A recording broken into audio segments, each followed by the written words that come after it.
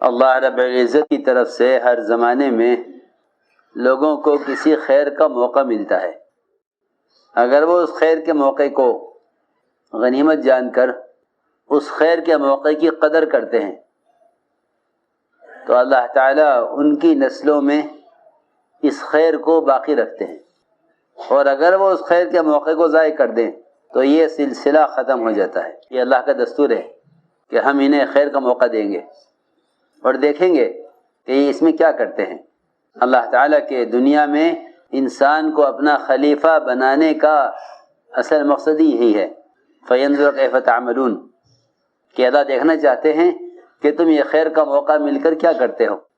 اگر تم اس خیر کے موقع کی قدر کرو تو ہم تم سے آگے کام لیں، اور اگر تم اس خیر کے موقع کو ضائع کر دو تو فرمایا لا ينال عهد الظالمین کہ امانت کو ضائع کرنے والوں سے ہمارا کوئی وعدہ کوئی عہد نہیں ہے. یہ اللہ تعالیٰ کا دستور ہے کہ اللہ رب العزت بہت سے لوگوں کو ہر زمانے میں خیر کا موقع دیتے ہیں، پھر امتحان لیتے ہیں، اور امتحان بہت سخت ہوتا ہے. امتحان بہت سخت ہوتا ہے. اس امتحان کا مقصد یہ ہوتا ہے کہ یہ اب تک کی کوشش کے بعد اطاعت کی طرف جا رہے ہیں یا خواہش کی طرف جا رہے ہیں، اطاعت کی طرف جا رہے ہیں یا خواہش کی طرف. یہ امتحان ہوتا ہے. اس امتحان میں جو لوگ خواہش کو چھوڑ کر اطاعت کی طرف آ جاتے ہیں ان کو اللہ تعالیٰ اپنے کام کے لیے منتخب کر لیتے ہیں، اور جو اطاعت کو چھوڑ کر خواہش کی طرف چلے جاتے ہیں ان کو اللہ رب العزت نیک لوگوں کی فہرست میں سے نکال دیتے ہیں. سنو، یہ اللہ تعالیٰ کا قدیم دستور ہے، پرانا. ایسا نہیں ہے کہ جو آدمی کام جان لے گا وہ کام کر لے گا. کام کا کرنا قابلیت پر نہیں ہے.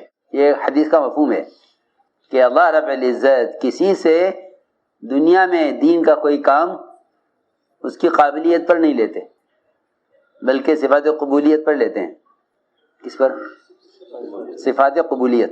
وہ صفات قبولیت کیا ہیں کہ ان صفات قبولیت میں سب سے بنیادی چیز اطاعت ہے. اگر اطاعت نہیں ہے تو قبولیت نہیں ہے. اطاعت اس کو نہیں کہتے کہ جو کام ہمارے کرنے کا ہوگا اس کو ہم کریں گے، جو ہمارے کرنے کا نہیں ہوگا اس کو ہم چھوڑ دیں گے. اس کو اطاعت نہیں کہتے. صفات قبولیت کے لیے سب سے بنیادی شرط اطاعت ہے. کہ اطاعت نہیں ہے تو قبولیت کی صفت نہیں ہے. اس اطاعت میں یہ نہیں ہوگا کہ یہ حکم تو آپ کا میری طاقت سے باہر ہے، میں یہ نہیں کر سکتا. سنو، لا یکلف اللہ نفسا الا وسعها. اس کا مطلب یہ نہیں ہے کہ جو تم سے نہ ہو سکے اس کو چھوڑ دو، بلکہ اس کا مطلب یہ ہے کہ جو تم کر نہیں سکتے تھے اللہ نے تمہیں اس کا مکلف کیا ہی نہیں ہے. یہ مطلب ہے. یہ نہیں کہ جو کرنا نہ چاہو اس کو چھوڑ دو، جو کر نہ سکو اس کو چھوڑ دو، بلکہ اللہ نے جس کام کے کرنے کی انسان میں طاقت نہیں رکھی اللہ نے انسان کو اس کا حکم نہیں دیا. لا یکلف اللہ نفسا الا وسعها کہ ہر شخص کے اندر اللہ رب العزت نے اتنی طاقت رکھی ہے جس سے وہ اللہ کے احکام کو پورا کر سکے. یہ بھی لوگ غلط کہتے ہیں کہ ہمیں تو توفیق نہیں ہو سکی. یہ خیال بھی غلط ہے. یہ خیال بھی غلط ہے. توفیق عمل کرنے کو نہیں کہتے. توفیق کا ملنا عمل کرنے کو نہیں کہتے. توفیق کا ملنا عمل کرنے کو نہیں کہتے.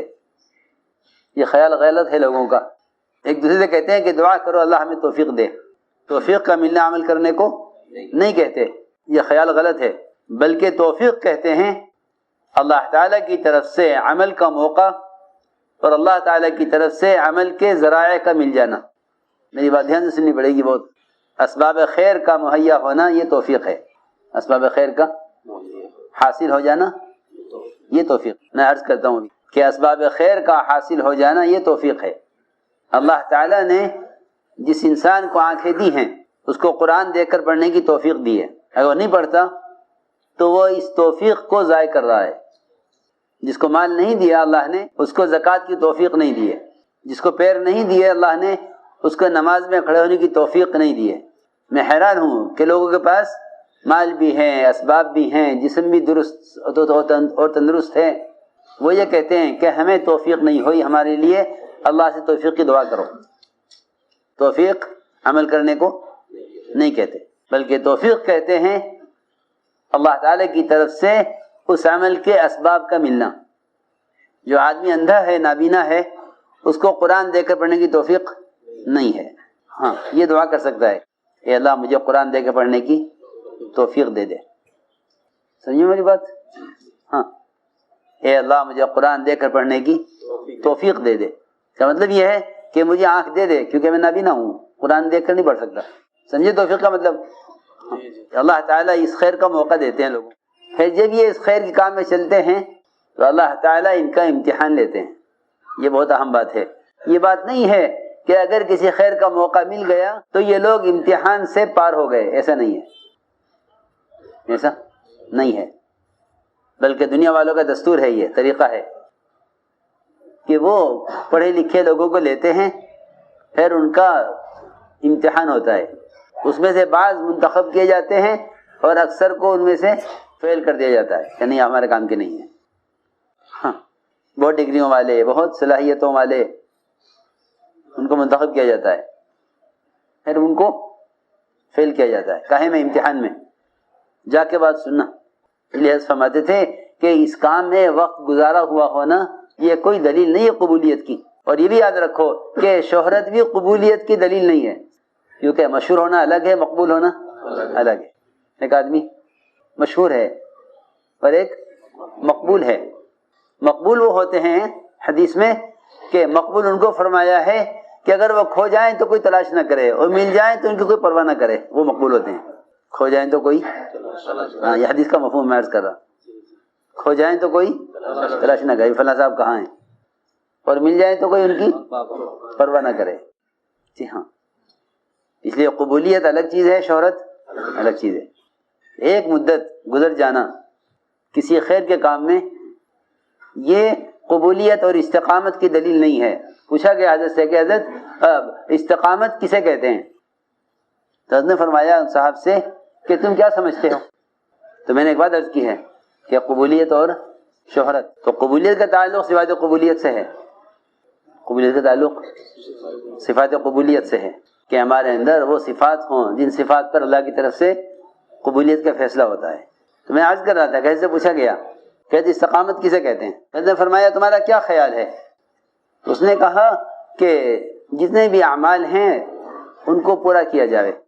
تو حضرت نے فرمایا کہ استقامت یہ نہیں کہ ایک عمل ہو گیا تھا ایک چھوٹ گیا، کہ استقامت تو یہ ہے کہ یہ اس کام میں مر جائے، اس کام میں مر جائے. استقامت یہ ہے کہ اس کام میں مر جائے. بہت دھیان سے بات سننا بھائی، کہ اس کام میں مر جائے یہ استقامت ہے.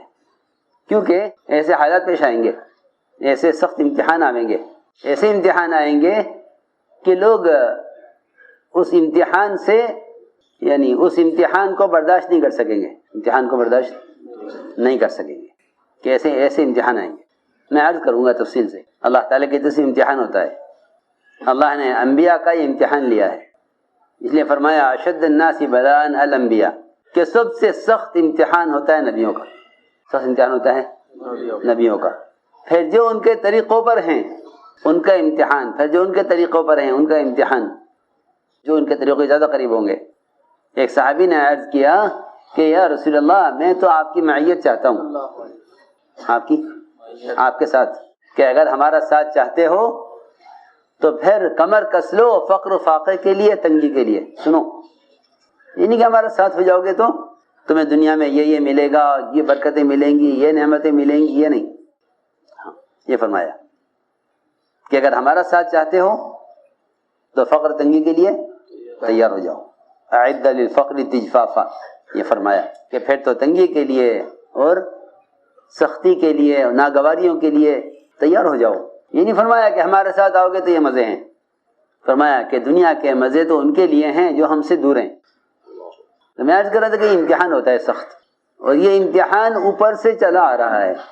سب سے پہلے امتحان ملائکہ کا ہوا، فرشتوں کا، کہ ہم ایسا حکم لائیں گے جو حکم تمہاری حیثیت کے خلاف ہوگا. حکم تمہاری حیثیت کے خلاف ہوگا. ہم ایسا حکم لائیں گے جو حکم حیثیت کے خلاف ہوگا.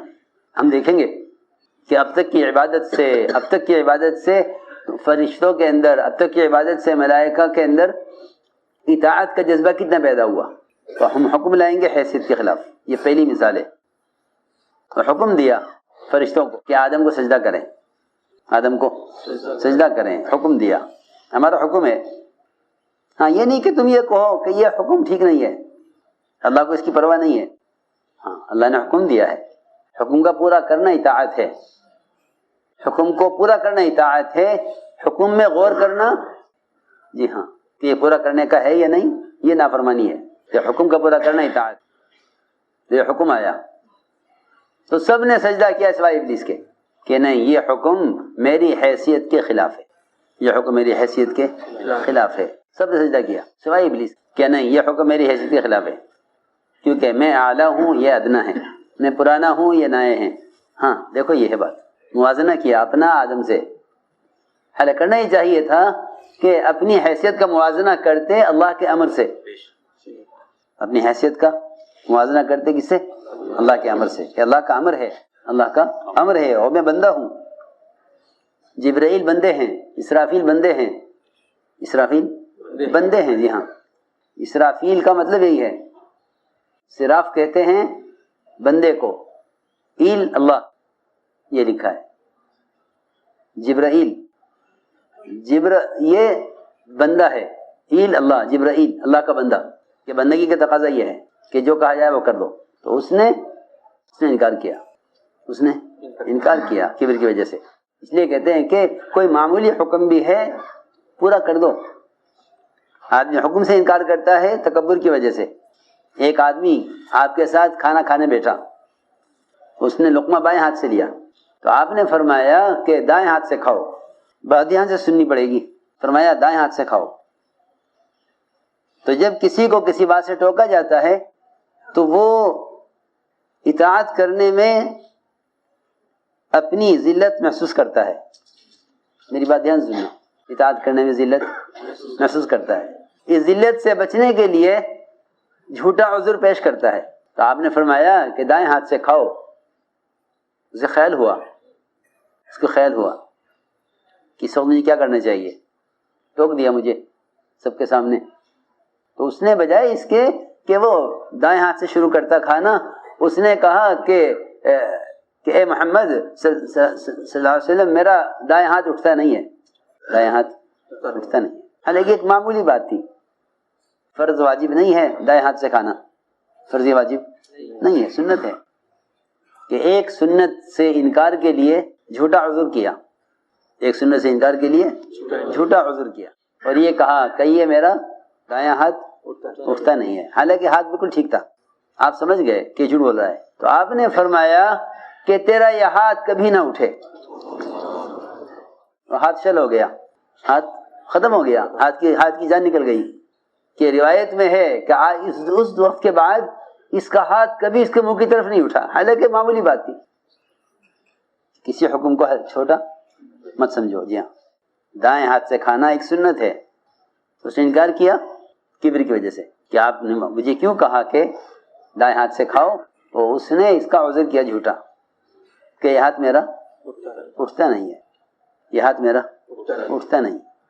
آپ نے یہ بددعا دی جس وقت، اللہ کرے تیرا یہ ہاتھ نہ اٹھے. اس وقت سخت بات ہے، یہ سوچنے کی بات ہے کہ بعض مرتبہ آدمی کبر کی وجہ سے حق کا انکار کر دیتا ہے. جی ہاں، ابا واستکبرا، کہ ابلیس نے انکار کیا اور تکبر کیا. یہ نہیں دیکھا کہ بڑے کا امر ہے، بلکہ یہ دیکھا کہ مجھے چھوٹے کو سجدہ کرنے کا حکم دیا جا رہا. حالانکہ امر بڑا ہے، فرشتے سے بھی آدم سے بھی، فرشتے سے بھی اور آدم سے بھی امر بڑا ہے اللہ کا کہ اللہ کے امر کو پورا کرو. میں نے عرض کہ پہلا امتحان یہ ہے. یہاں ابلیس اس امتحان میں فیل ہو گیا تو نکال دیا گیا. جی ہاں، اور یہ بات یاد رکھو کہ جو نکال دیا جائے گا اطاعت نہ ہونے کی وجہ سے، اس کی کوشش بھی دوسروں کو نکالنے کی ہوگی. یہ بھی ایک بات ہے. یہ قدیم دستور بتا رہا میں آپ کو. جی ہاں، کہ نکل گئے ہم تو نکل گئے، مگر ہم نکل کر تمہیں نکال کر چھوڑیں گے. جی ہاں، تمہیں بھی نکال کر چھوڑیں گے، کیونکہ تمہیں سجدہ کرنے کے چکر میں ہمیں نکالا گیا ہے. ہاں، ہم تمہیں بھی یہاں نہیں چھوڑیں گے. جی ہاں، سنو، یہ بہکایا اس نے بہکایا اس طرح کہ جس طرح میں نکالا گیا ہوں تمہیں بھی یہاں سے نکلنا ہے. کہ نہیں ہم نکلنا نہیں چاہتے. کہ نکلنا نہیں چاہتے تو میری بات مانو. کہ کیا؟ کہ اس درس میں سے کھا لو. کھا لو گے تو ہمیشہ رہو گے. تمہیں روکا ہے نا درس کھانے سے. کیا روکا ہے؟ کہ روکا اس لیے ہے تاکہ تم یہاں ہمیشہ نہ رہو. اس لیے روکا گیا ہے کھانے سے. کھا لو گے تو ہمیشہ رہو گے یہاں. یہ مشورہ دیا. چنانچہ یہ بھی نکالے گئے کہ نکلنے والوں کی 2 قسمیں ہیں، یاد رکھنا. کسی خیر کے موقع سے محروم ہونے والے، کسی خیر کے موقع سے نکالے جانے والوں کی 2 قسمیں ہیں.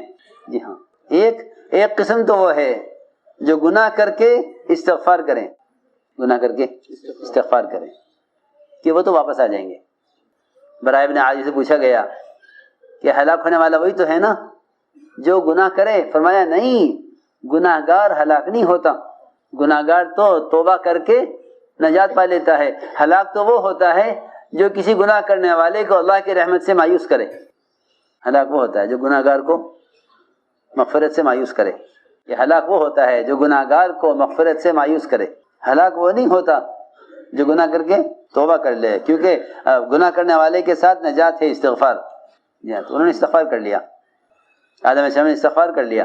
ربنا ظلمنا انفسنا، انہوں نے استغفار کر لیا، یعنی رجوع کر لیا اللہ کی طرف. شیطان نے اپنی غلطی پر وہ اڑ گیا. وہ غلطی پر اڑ گیا کہ نہیں ہماری بات ٹھیک ہے. جو اپنی غلطی پر اڑ گیا وہ محروم ہو گیا. جس نے غلطی تسلیم کر کے استغفار کر لیا وہ مقبول ہو گئے.